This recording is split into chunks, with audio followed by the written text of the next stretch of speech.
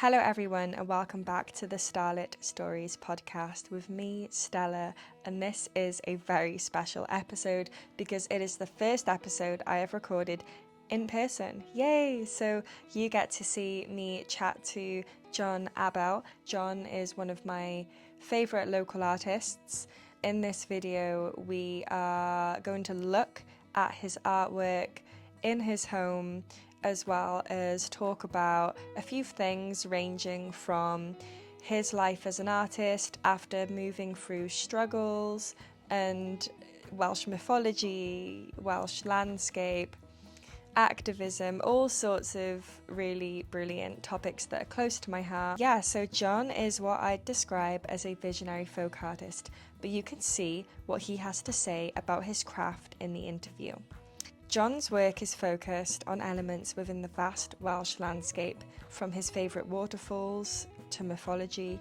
He's got an activist attitude towards highlighting and preserving culture and the natural world, as well as discussing global issues. When it comes to the medium in which John works with, he paints with oils and watercolours. John is the founder of Cottage Industry Cymru, where he's reimagining the Welsh popular print, where he publishes t-shirts, prints, artist books and more. I also want to share that we are currently in the Eisteddfod, which is the Welsh cultural celebration. It's like the festival of Welsh culture. And in this interview with John, we filmed it only a few days before the Eisteddfod started. So we were talking about it as if it was coming, but it's been and gone by the time you're listening to this. I managed to go and it was just amazing. It was my first time going. And yeah, it's the biggest cultural national festival in Europe. And yeah, it was incredible. So with that being said, let's chat with John. Hey, how's it going, Stella? You right? Yeah, so first interview in person. Yeah, I think so. You. Well, yeah. Well, for my podcast, you are the first interview in person. Is this also your first interview? Yeah, I think filmed? one of the first times I've been filmed being interviewed, yeah. Okay. At least for any length of time. Okay. Yeah, nice. And in your home, John Abell. Is that how you pronounce your last name? John Abell. Abell? Yeah. Ah. Unfortunately got an English pronunciation. Right, the two L's. I've been saying John Abell. Abell. I think that's absolutely fine to do. Okay. Yeah. To me, you're John Abell. We're in your studio, man, and it's like your home is your studio. And I knew that before you'd invited me into your home. So firstly, thank you for inviting me into your home. Pleasure. Where your home life is just deeply entwined with your artistic life. And, you know, being surrounded by all of your masterpieces, being surrounded by all of the materials that you work with, your paintbrushes, you know, your canvases. I'm sure this wasn't what life's been like, you know, forever. Like, this must have been something that happened over time, you know. I'm sure you had your canvas in smaller spaces, whereas now your entire house is your studio, which is like an artist's dream. So I just wanted to ask you about the journey the journey you've been on to come from creating art in a space where, you know, it wasn't your own studio, it wasn't your own playground, to now being here where your home is your artistic playground. Like, what sort of was the process with that, and what brought you into like having this as a full-on lifestyle, you know? Oh, well, I've had so many different types of studios, you know. Like, when I lived in Cardiff, I had studios in the Coal Exchange, I had studios in Mill Lane. It's like, generally speaking, if I was going to have a studio there, that means that building's probably going to be knocked down within the next 18 months. I had a studio at the Capital Centre for like 5 years, which I still got. And I run to a Jumperthon, the print press that I run that from there. But it's like, yeah, when I got this house in the Cymoedd, in the valleys, I was just kind of living in it on my own, and I was going to Cardiff like every day to paint, and I was like, do you know what? this is crazy, you know, you kind of live on your own in quite a big house. Like, why don't you just kind of start making paintings in the house? And I was like, well, I'll do that over the winter. And then over that winter, I kind of got a little bit settled into a system. It's like, you know, downstairs is my kind of figurative art room, which we're in now. Then like upstairs, I've got a landscape painting room where I paint pictures of whales. And then next to that, I've got my drawing room, which is where I sit and I draw and I make watercolours and stuff like that. Then I've got my living room, which is where I make prints. Like I make lino cuts and wood cuts and stuff. So it's just like, I don't know, it just kind of, with everything that I do artistically, I kind of just do things that make sense, you know? So it's like, if you're in this house, you've got a lot of room, which is like a great luxury. You know, you've got to use these things while you have them, because, you know, otherwise it'd just be a waste, you know? Yeah, well, now you have this luxury and you're like living this lifestyle. You know, as I was saying, it probably wasn't always like this, you know? Doubt this is what your home was like when you were growing up. No, it wasn't. Yeah, what was your sort of artist practice like? Like, have you always been drawing and doing art, like since you were little? Yeah, what's sort of the process from like being young into teenagehood into, you know, now this being your lifestyle? Well, I remember like learning to draw when I was a kid, and I just remember being obsessed with drawing. Like I couldn't read till I was about 8 or 9.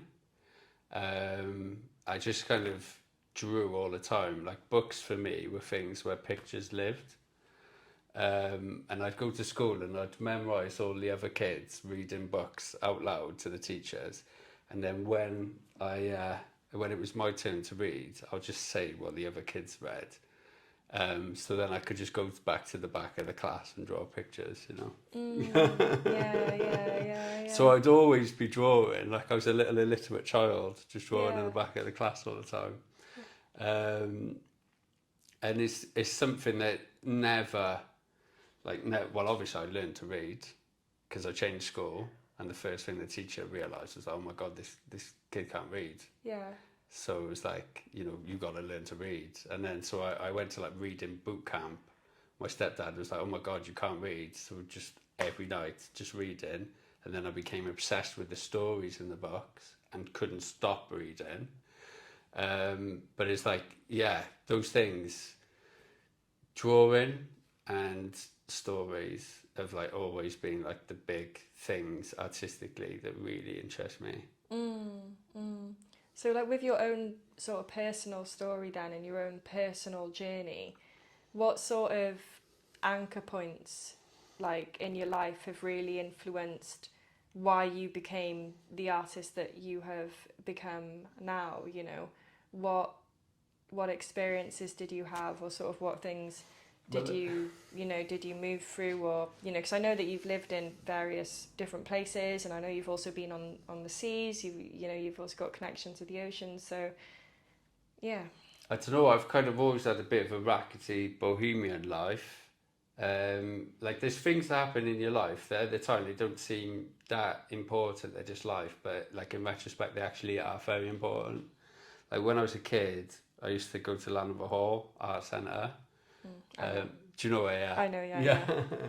And I met Tony Gobo when I think I was about 13, and he was very, very, like he's like rest in peace. He's passed away quite a long time ago now, but he was very formative as an influence to me when I was a kid, especially like, you know, with taking art seriously, which was something that I did quite young. Like I always knew I wanted to be an artist. I knew I wanted to be creative. Like I was surrounded by adults that would just spend all their waking moments moaning about life. Like, oh, I don't want to go to work today. Oh, I don't want to do this. I don't want to do that. And I knew like when I was a child that I am not doing that. I was like, I am having nothing to do with that. It just seems crazy. And like I realised, you know, you've got one life. Mm-hmm. It's like you can either kind of spend it trying to make money, doing something that you hate, or you can just kind of live it and just see what happens. You probably won't be that wealthy, but you probably have a really good time. Yeah, like I feel like a lot of people might look at this sort of lifestyle you have and be like, you know, like, oh, well, what a lucky guy sort of thing, you know. But it doesn't seem like with that your parents sort of like had all of this money and provided you with this lifestyle where you could just become an artist and do what you want. You know? No, I'm a working class guy from Cardiff. Do you know what I mean? It's not like no money. Not like, yeah. I only realised what money was when I moved to London. I was like, oh my God, people have this. Yeah, like growing up, no one had anything like that. Yeah, so you've become the artist of your own life as well. This is something I speak about on my podcast, and something I'm really like big into at the moment is becoming the artist of our own lives, like being the creators of our own lives, like taking back our, like, sort of being a bit more responsible for our path, you know, and what we want to do, and tuning into who we really are, because at the end of the day, whether our upbringings are beneficial or not, that's not the thing that turns us into who we are. It's our own decisions, you know. It's us saying, no, this is what I want to do. How did you sort of know that this is what you wanted to do? When you were a kid, so like obviously by the time I was probably about 13, I knew I wanted to be an artist, but obviously I didn't know how you do that. And it was like, you know, I was a kid who kind of I hated school. I got expelled from school. You know, I kind of felt that I didn't really belong anywhere. And, you know, I had like quite a difficult upbringing in that, like, you know, I became a user. Like I couldn't really find my tribe, and the people I felt most comfortable with were people who were kind of totally outside of society, really, you know. And I kind of fell into a crowd which I wouldn't say is ideal, and I started using hard drugs when I was very young. And I had kind of periods of street homelessness, like heroin addiction and things like that, and, you know, drug and alcohol addiction, which, like, luckily I've managed to overcome that. But like that all comes from kind of, you know, not really feeling comfortable in the world. You know, it's that type of thing. And when you're young, you don't really have that. The world is small for you compared to how it is when you're an adult, and, you know, and your outlook is small. So you might have a lot of ideas, but you don't really have the agency or the knowledge about how to pursue them properly or fruitfully, you know. And that type of thing comes with growing up, you know, and realising that over time you can find comfort and peace with who you are, your own ideas, and what you, like, who you are. You grow into yourself and grow comfortable with yourself. Yeah, some of us do anyway, you know. Well, I hope all of us do, you know, like that's what I'm praying. Like I hope, like, you know, I want people to have like a really rich, fruitful, like, don't mean necessarily monetarily rich, but I mean, like, you know, rich in terms of an inner life, you know, kind of expressive world, that they can exist in, and, you know, kind of be comfortable and find joy in. Yeah, so that's what sort of like being rich is to you. Like, what is being rich to you then? Like, what is prospering and prosperity? Because sort of prosperity, I feel like in this society comes along with like having a load of money or materialistic sort of like objects and things like that. Like, what really is prospering in life? Like, well, what I'm is so it crazy. I still believe that, like, you know, there is virtue in poverty, like religious virtue. If you look at kind of religions from all over the world, you know, poverty has been something that's been, you know, quite respected, you know, in every kind of spiritual tradition. If you look at like the sadhus in India, you know, they're kind of wandering holy men. They live with nothing, you know, and they're, because of their material hardship in which they live, they're in greater communion with God. If you look at like types of Christian monks, you know, they live in poverty by choice.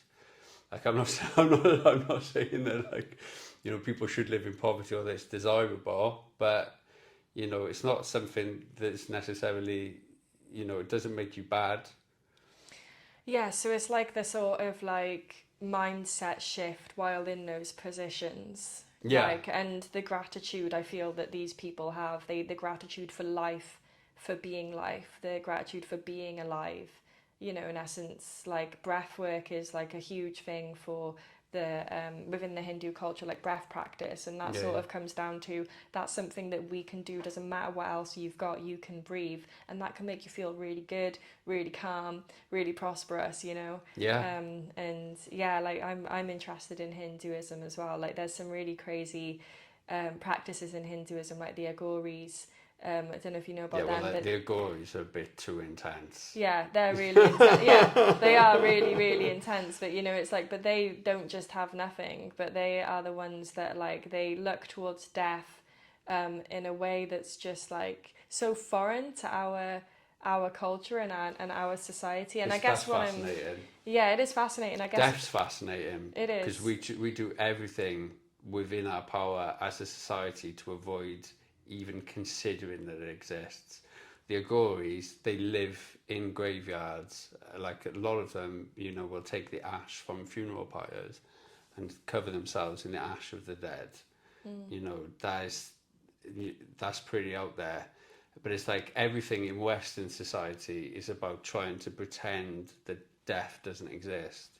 It's trying to pretend, you know, if you talk to people about illness, it's almost as though, you know, they think that it could never happen to them. Whereas death is, and sickness is an inevitable part of being alive. And this is what some of your work is about. Some of it is. Like, Yeah. these are things that I think about a lot, you Yeah. know, because I think that if as a society we're kind of groomed into not thinking about it, that means I am definitely going to think about it. Yeah. Okay, yeah. So we've sort of, full circled.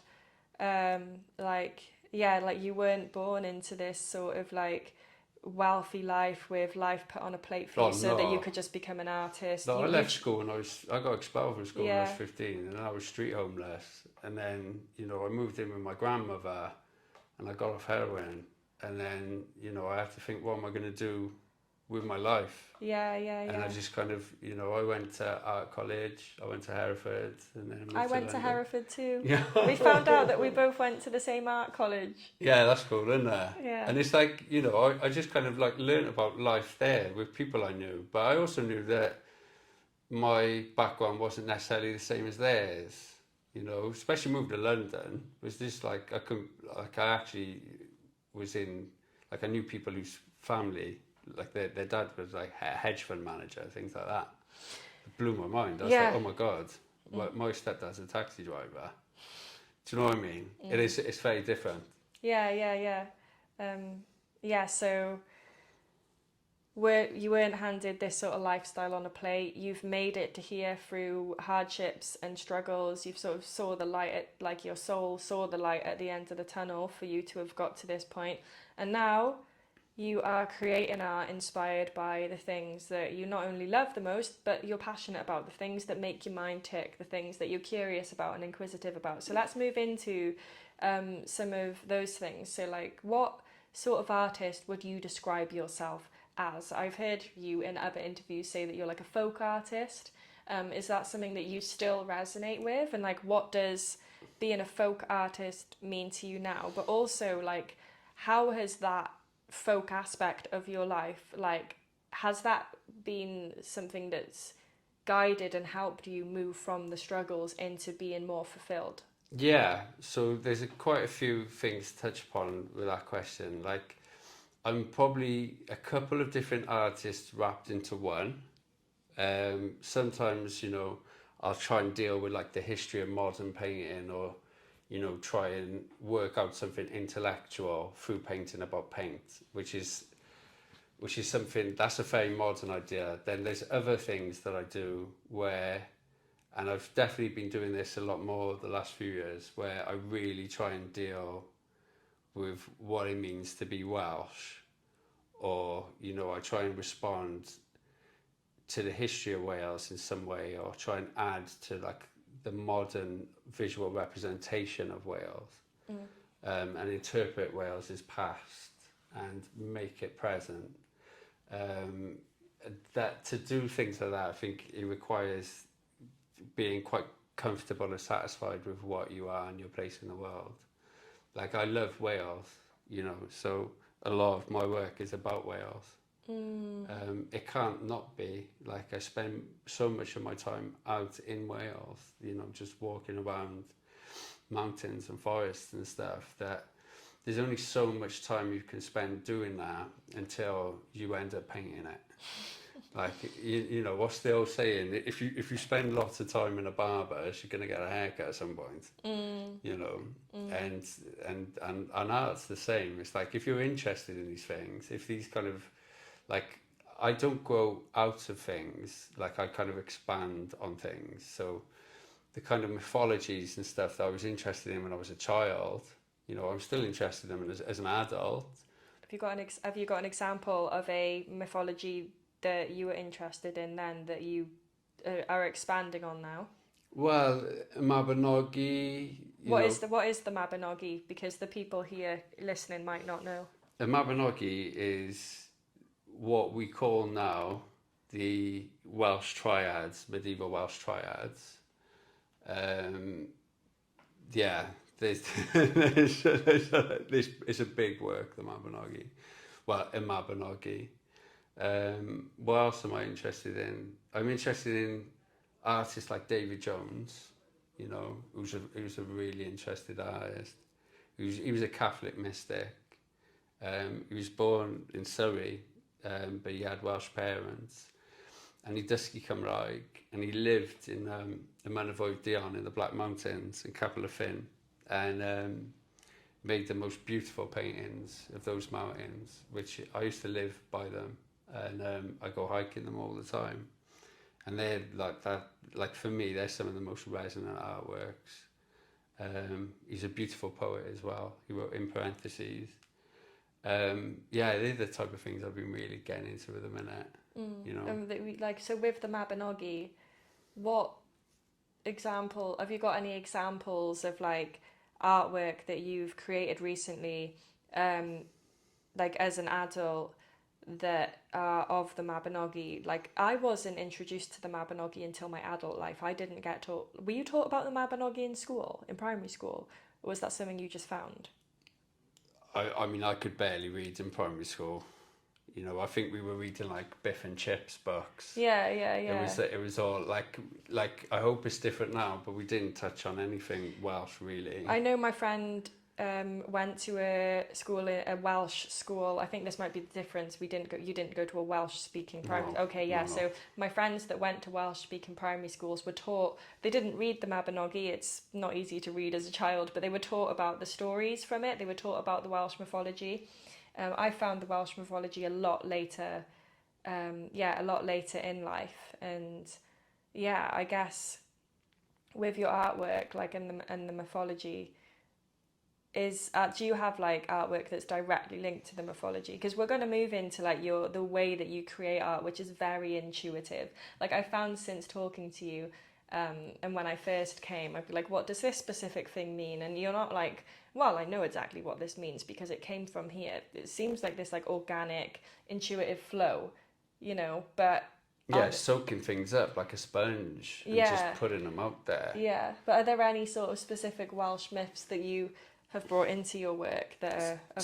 So I think in printmaking, I am more explicit about these things than perhaps in painting or when I draw.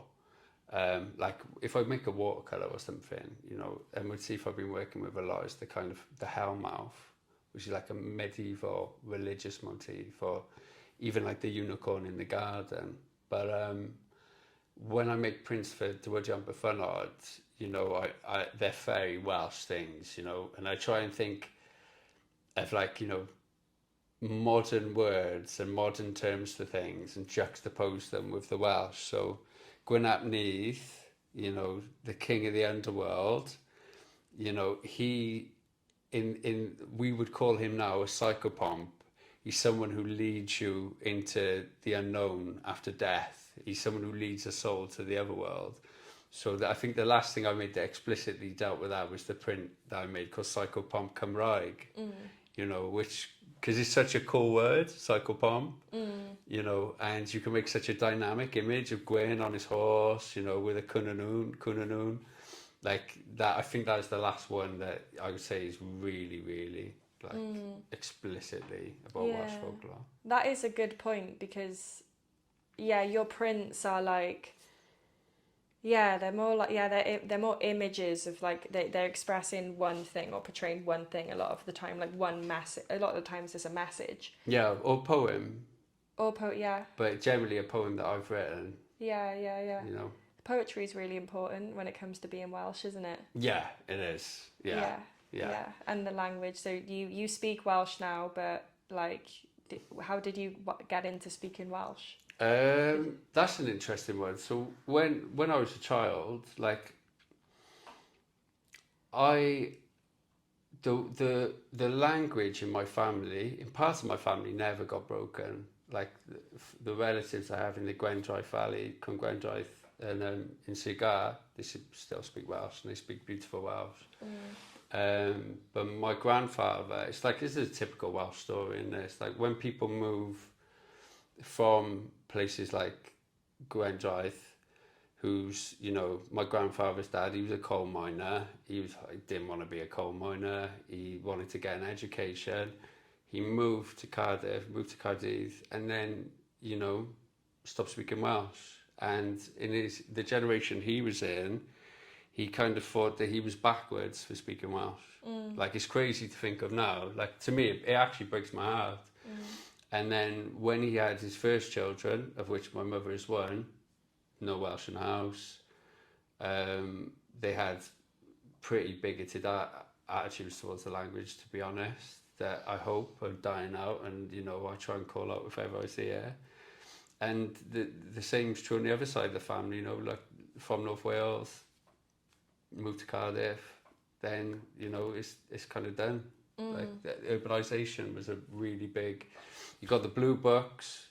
What are the blue books? I shared a post about them yesterday on Instagram, and people were like blown away. Even Welsh people were like, I've never heard of that.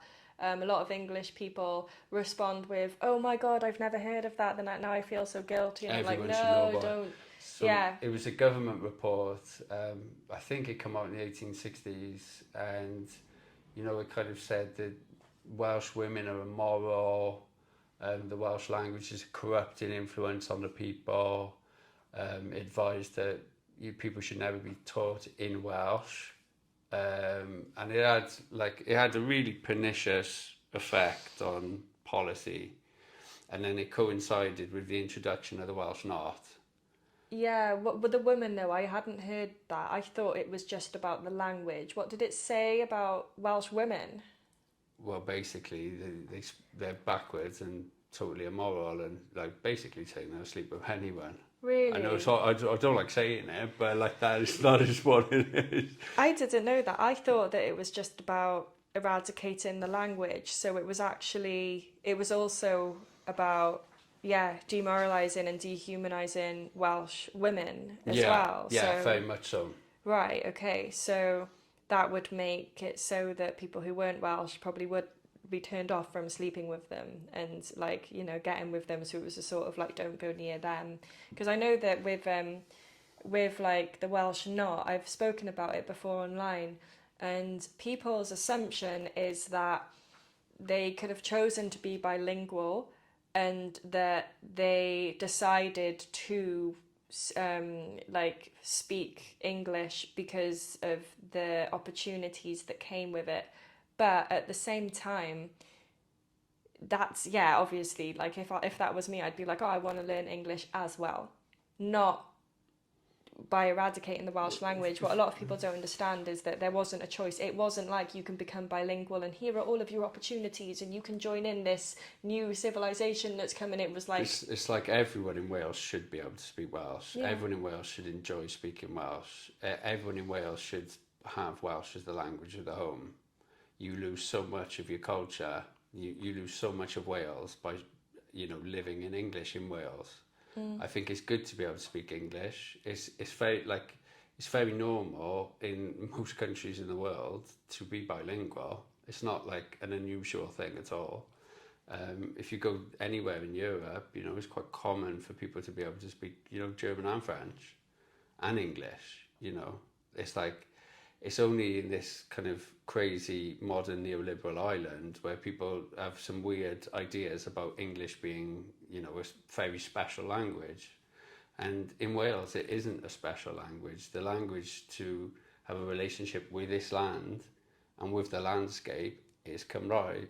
There is no language that is as linked to this place as the Welsh language. And if you want to know the history of Wales, you've got to kind of connect with that. Yeah, there's that saying, like, if you go on holiday, people will say, like, if you want to understand a culture, learn their language. You must. Yeah. Yes, but we don't know our language. Yeah. So no wonder we're so freaking lost. Yeah, but it is being lost. Like, Yeah. that is it. Like, and we're losing ourselves along with it, our origins, our history. It makes me feel it. Like, I feel it as well. Really, like, a lot of grief and loss at the moment. Like, shedding tears when I'm listening to my folk singing friends because I don't know what they're saying, you know, and I'm just there, like, and I can feel that was taken from my family. But you will be able to. I will. I'm on the way. I'm sending Yeah. my son to a Welsh school, but Dial. it's just this grieving process I'm sort of going through now and thinking, wait, what did my great-great-nan go through, you know? Like, it would have been horrible for her. Yeah, it would have been horrid, and it's just like... It would have been people telling you all the time that where you're from and the culture you are from is stupid and inferior. I went hiking a couple of weeks ago with a friend from Cameroon called Ernesto, and like, he loves sharing about Welsh stories, and he looked like, that's what we do, we go hiking. It's like, oh, do you know about this here and this here, because it's everywhere in Wales, and he loves that. And then when we were talking about the kind of blue books and what happened to the language, he was like, oh man, it's exactly the same as what happened in Africa. It's exactly this. It's like the colonial attitude and a suppression of the indigenous language is identical. Yeah. It happened in Ireland too. I shared, I don't know if you saw my post yesterday, I shared the comments I received when I spoke of the Welsh knot, and people were saying it from all over the world, from every area of the world. People were like, oh my God, that happened here too. And I just like shared the bunch of comments, like, this happened everywhere. And yeah, it's just, yeah, we've all got a shared sort of trauma there that I feel can bring us together and push us towards, you know, making the world a better place and coming back to community again. Yeah, I agree. It's like... I highly encourage everyone who is able to come and look at, like, John's work in person, because that's really what you create your work for, isn't it? It's to be viewed in person. I mean, the scale and the size of a lot of your work is just, you know, to really get a deep look at it in person is the best way. You can zoom in online, but it's just not the same. The colours aren't the same. The energy isn't the same. The feeling, being in the aura of the painting, you know, it's like paintings can have auras, I feel. That's the difference when you see something in person to when you see something online. So you've got a little exhibition coming up now next week, that's a part of the Eisteddfod. And I guess just for the end of this, the end of our conversation, I'd like to talk about I guess if you could just quickly describe, like, what the Eisteddfod is, because I know a lot of my followers, like, are interesting, or a lot of my audience are interested in, like, what's happening here in Wales, like, what is Welsh culture, you know, if you could just touch on, like, what the Eisteddfod is to you, just so that people can learn about it, and also if you want to come, you can see John's artwork displayed at the Eisteddfod. I think, don't quote me, I think the earliest known example of an Eisteddfod, I say don't quote me while we're being recorded, it was in Gwynedd in the 11th century, and then there was a king in Deheubarth, which is, you know, present day Shigar, Carmarthenshire, called Rhys, and he was known to have kind of really extravagant, he played like a really big part in medieval Welsh cultural life, and he was a really big patron of Eisteddfod in the 14th century. What we kind of think of as the modern Eisteddfod was practiced or kind of resurrected by a guy called John Morganwg, who's one of my heroes, fairly local lad. And he held the first Eisteddfod, as we would, with the kind of same traditions we have now, in London in, I think, the 1790s. But yeah, the Eisteddfod now is like a big holistic celebration of Welsh cultural life. You know, you kind of give the crown and the chair for poetry. There's lots of music. I've got a picture in Eisteddfod, which is like a kind of survey for the year of Welsh art, which is like a big open competition. Yeah, it's just a really, really nice get to, and they obviously, you know, the Gorsedd get together, and yeah, just kind of celebrate Welsh cultural life really. And it's good to be in a place where like the Welsh language is the majority language, and it travels. One year it's in the north, then the next year it's in the south, and luckily it's being held in our nearest town this year, Pontypridd. Yay! Until it goes to Wrexham, goes back to the Gogledd, blwyddyn nesaf next year. Yeah, so we're surrounded by little Eisteddfod, like decorations, like just kind of like walk down the street and there's a little dragon in a bush. Like I've seen that, like little dragon sculptures in bushes. And it makes me very happy. yeah, it's beautiful, isn't it? And I think it's going to be a culture shock for the people who are from here, which is really weird. Do you know what I mean? For the people who are sort of haven't been introduced to the Eisteddfod perhaps since primary school days. A lot of people sort of forget about it and don't know it exists. And it's going to be like this culture shock back into our own culture, which is going to be really cool. And it's nice seeing Banner Glyndŵr, the Owen Glyndŵr's flags in Pontypridd. You don't really see them. You know, you have to go a bit further up north before you start seeing them.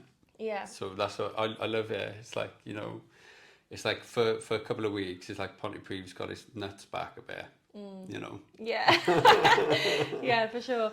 So you mentioned like Iolo Morganwg, who is one of your heroes. He's awesome. I wouldn't mind saying a couple of things about Iolo Morganwg. Yeah, let's talk about Iolo Morganwg. So Iolo Morganwg, if you like kind of read the Wikipedia, say, of Iolo Morganwg, there's one particularly egregious sentence where it describes a book of poetry he wrote as being his only genuine work, right?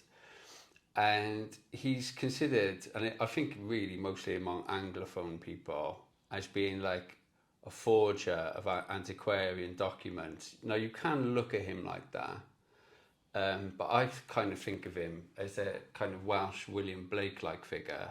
I kind of see him as an amazing artist who kind of created an idealised view of Welsh history as he saw it. And for me, like, I can see why people would consider them damaging if you try and look at them as pure history. But he wasn't a historian. You've got to kind of think of him as an artistic genius. Like, he's an amazing poet. He's an amazing printmaker.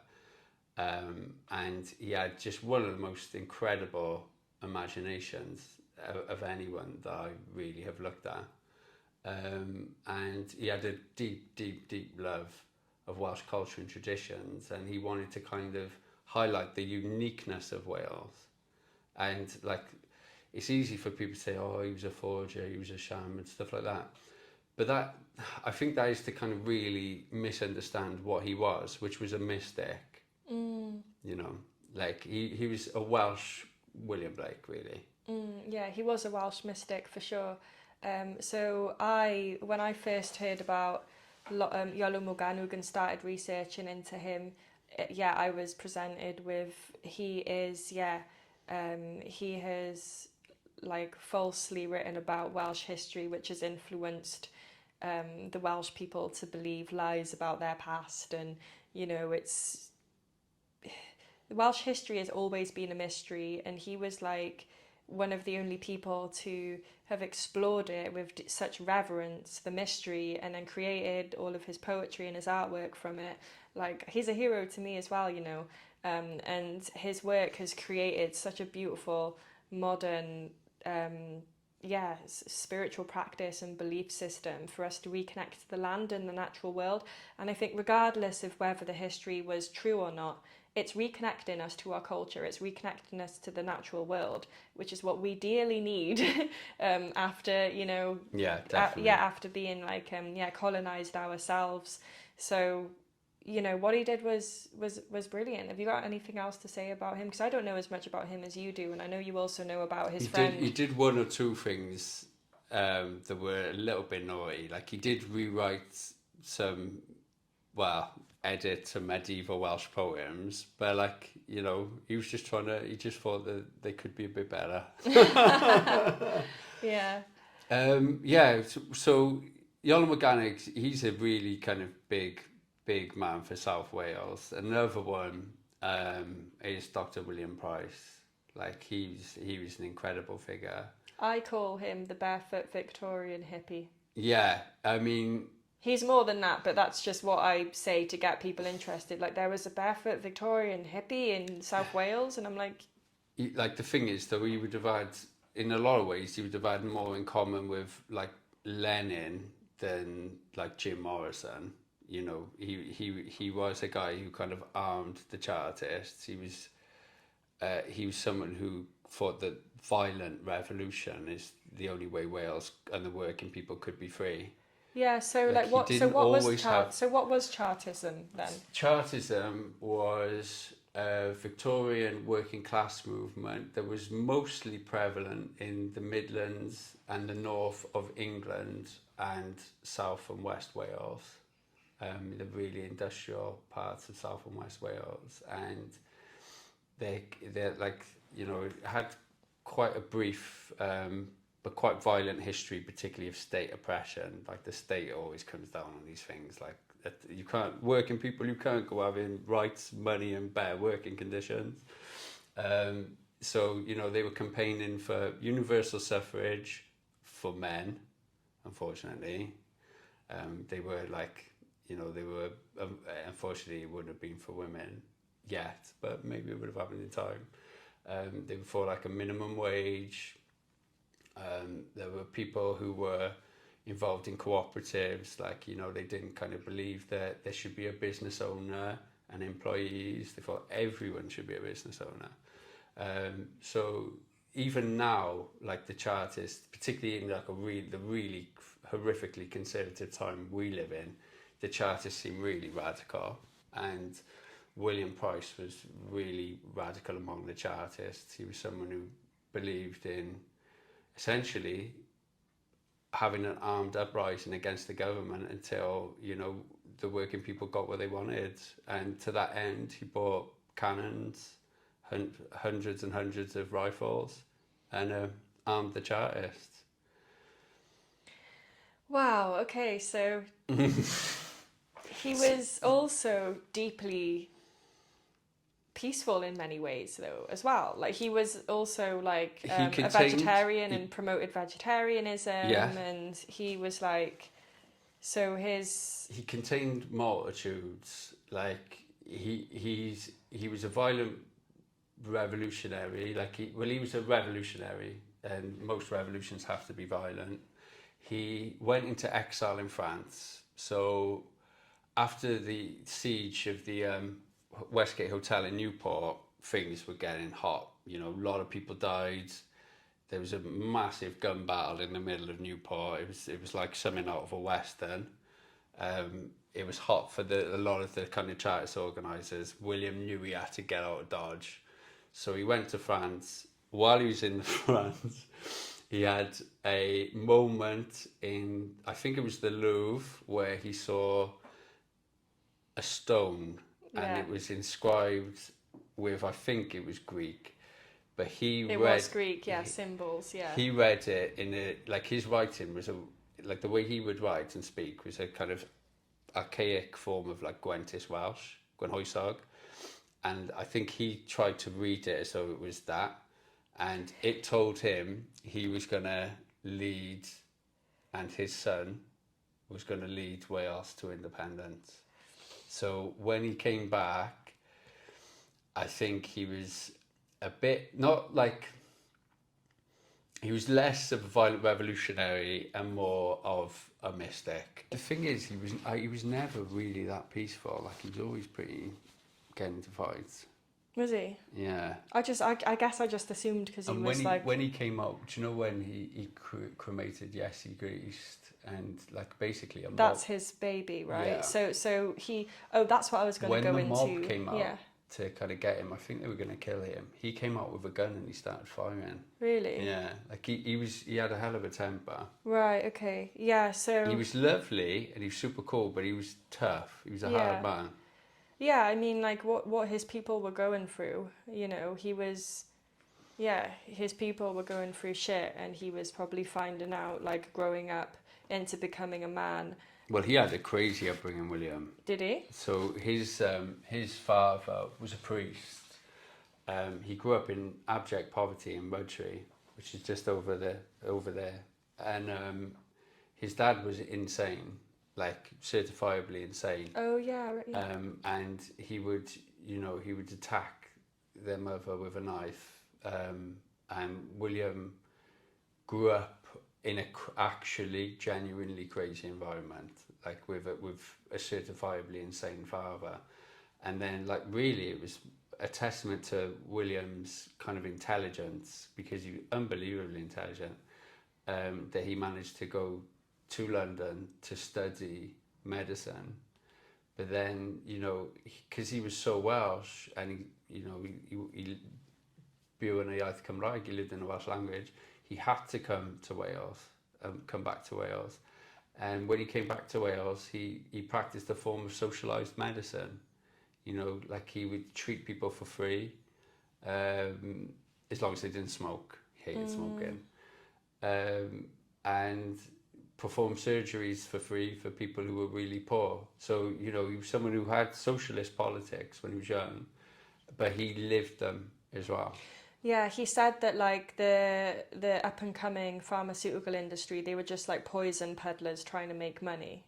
He was someone, so he believed in modern medicine. He wasn't against it, but he believed in responsible uses of it. And he also believed that if someone can make money from you, they will, whether you necessarily need to be taking something or not. And he would tell people to just go up and walk up and down a hill. You know, he was someone who he believed, like I do, in that, you know, if you are feeling unwell mentally, like sometimes it's... No, wait a minute for this. It's best to just have a walk. Yeah, we'll wait for this alarm to go off. Hopefully it's not mine.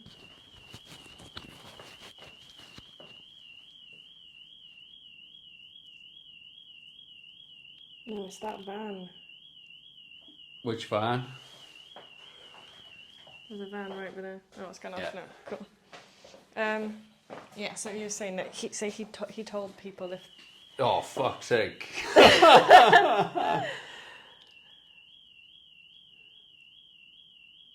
That's loud, isn't it? That'll It's pick too up. loud, yeah.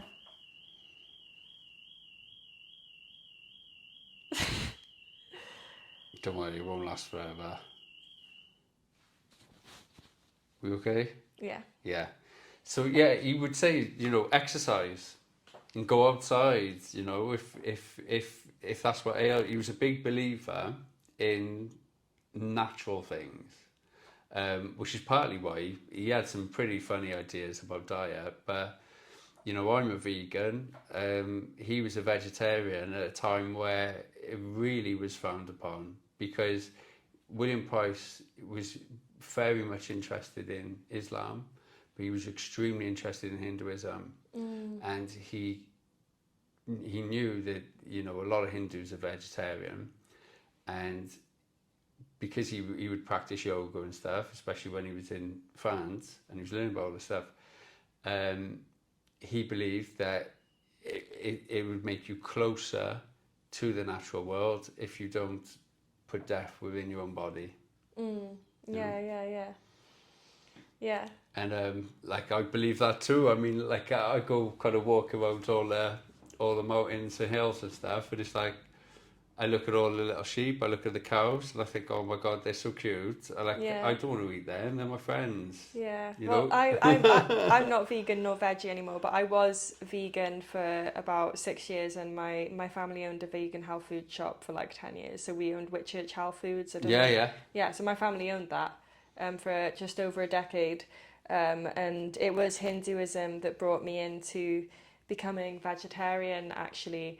And veganism was because it was all to do with my spiritual beliefs as well as my environmental beliefs and whatnot. But I'm currently more, like, especially since being pregnant, I'm currently more localized. So localized eating. And I think there's a place for it all. As long as you're trying to do better for yourself and the planet, then you're on the right path. There's not a no size fits all, but this is why I sort of call him like a Victorian hippie, because of the stuff that we're describing.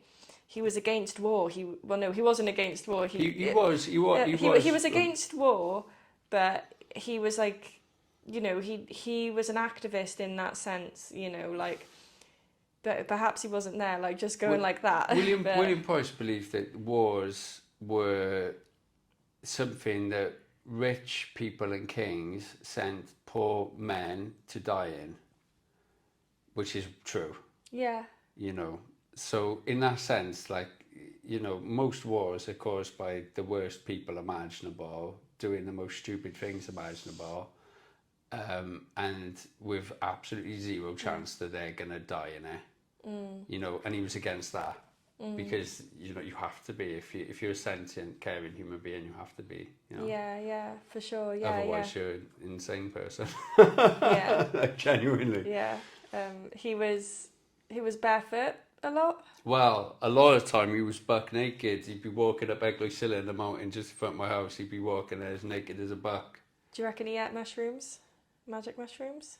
I would not be surprised if he did, although I can't confirm it. Yeah, the only reason that I feel that he did is because when I started to eat the local mushrooms, I had all of the realizations and philosophies that he seemed to have lived, and that's just kind of like what I put like with it. It's like the vegetarianism, the environmentalism, wanting to support the world, seeing the divinity in the world, seeing signs and symbols and everything. All of this sort of all of this sort of stuff to me was because my relationship with it was at the beginning of my relationship with the plant spirits of the mushrooms of these lands. There's absolutely no way that William would not have known what they are. Yeah, that's all. That's all I'm saying. Yeah.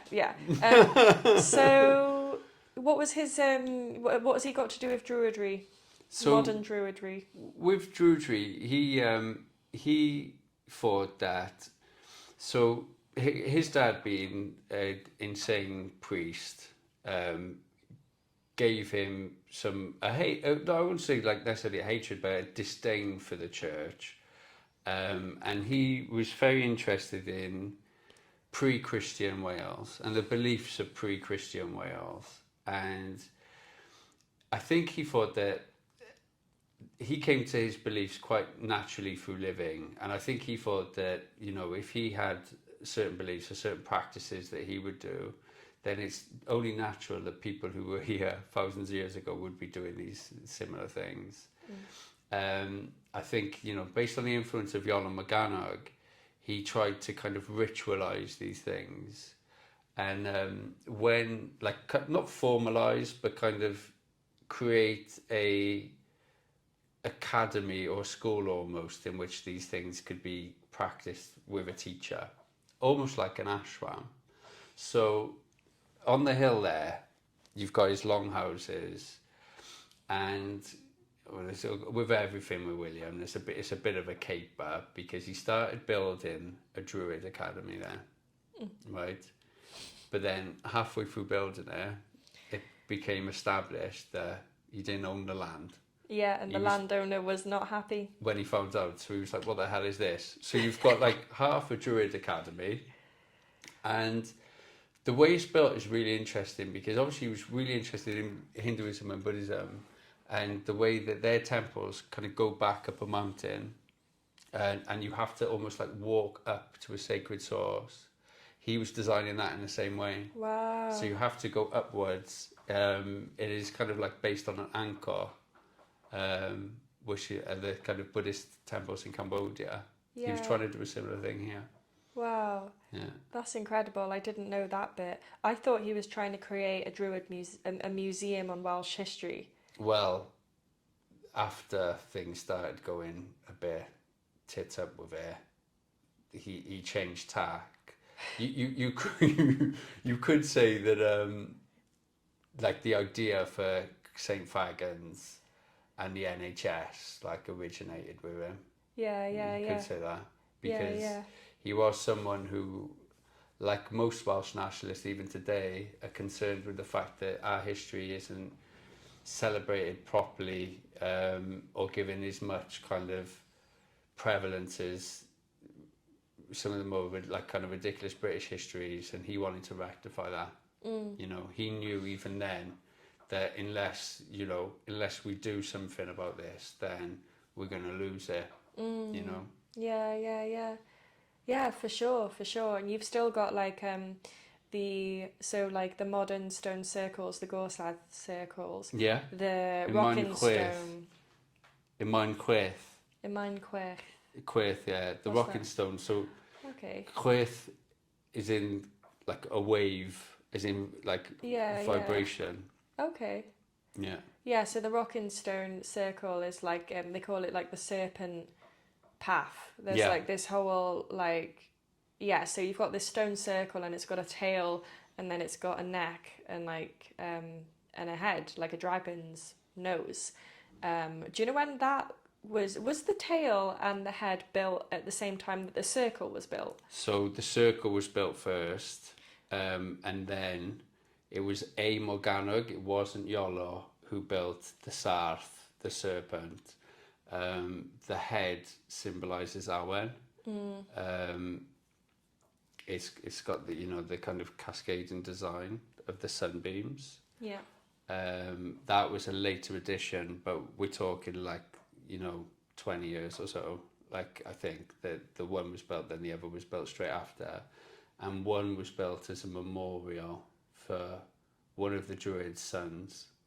So I think that's what the serpent was for. Right, okay, yeah, because I know the stones are from a prehistoric stone circle. So the stones are prehistoric, but the circle isn't. They had to move the stones from another circle because of a hospital was being built on it. So the main stone is a glacial erratic. Yeah, it's real. That is prehistoric. That got put there by the Ice Age. The Ice Age melting, and then a big old boulder was brought down Eglwys and got plonked there. Right next to it. So the hospital was built by William Price. Really? The Buthin, the cottage hospital was Williams. But so where you've got a Mine Chwith and the stone circle there, just adjacent to it, you have a Neolithic burial chamber. I'm not sure about the condition that it would have been in when William was alive, but he did write extensively about that burial chamber. And he did try and raise funds because he believed there was hundreds of people buried there to get the bodies moved to his Druid Academy. Wow, okay. And he referred to the people the language is quite antiquated, and we would say indigenous, like Australian, but he referred to the people buried there as the Aborigines. Yeah. Like he considered them kind of Welsh indigenous people. The indigenous ancestors. Yeah. Yeah, okay, that's fascinating. I didn't know that bit. It's like Ponty Common, where this is it's such a sacred place. Like when I go there, it's just such a sacred space. Last time I went there, I got introduced to the Bard Circle. Apparently that's what it is. It's like another little circle with a little bit that you can stand in. I don't know when that was put there. Do you know the one I'm on about? I'm not sure about that. I'll show you a picture of it after because I took a picture. But there's another little circle with little stones with a little sort of stage area. And then there's a little roundhouse from not like an Iron Age roundhouse, but a roundhouse that's been built somewhere hidden away there. Yeah. And then now you've got the burial chamber that you've just told me about. It's a really magical place, and yeah, there's just so much just hidden history and mystery, like just right on our doorstep for anyone who is listening that is from this area. Like, I had no idea. I wanted to leave, and I felt like I had to go to Bali and India and South America to find spirituality, because that's just, when I tried searching for it online, because I'm born in the age of the internet, nothing was like this serpent snake ritual at Ponty Common and this Victorian hero hippie guy that did this, and the history of the Druids and the bards in the medieval and Iron Age world. I had no idea about any of that, because it's so hidden. And what did you say about the pagan, like in the 70s, 80s, the pagan, like the pagans were like frowned upon, and the media was. So that was last time you yeah. So obviously in the 80s you had the Satanic Panic. The Satanic Panic. It was an absolutely crazy time.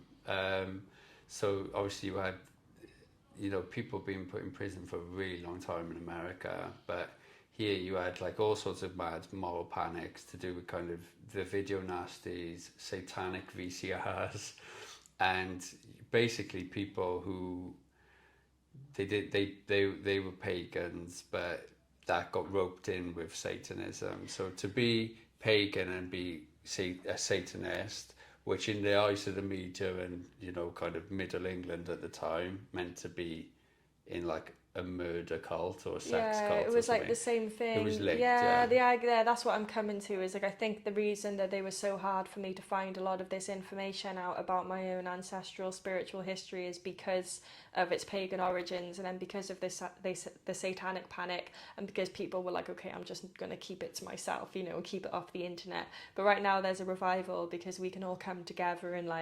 we can come together again. So it's like the reason, like, say William Price or like Iolo Morganwg aren't as respected as they should be as historical figures in modern Wales, it's because obviously we're part of Britain, which it isn't really interested in anything Welsh anyway, but it's because there's no real use for them in kind of neoliberal hyper-capitalist Wales.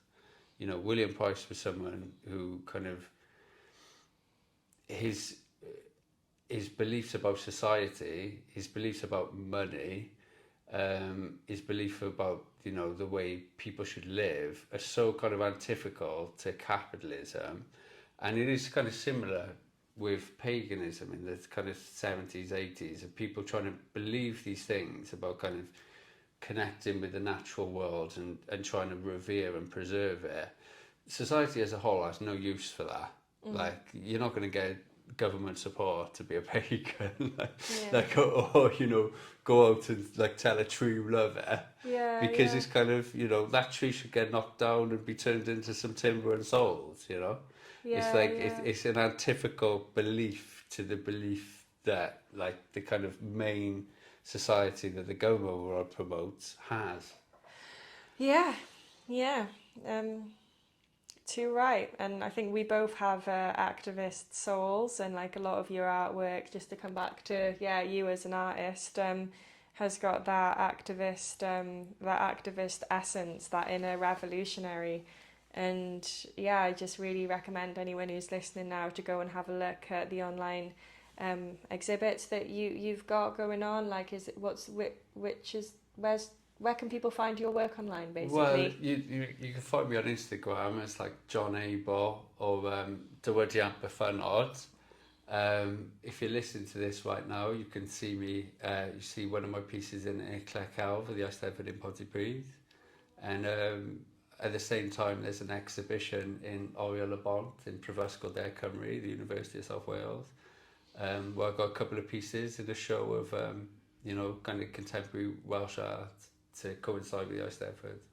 But just look for me on in the usual places. Okay, nice. Well, thank you. Well, lovely. Cheers, though. Yeah.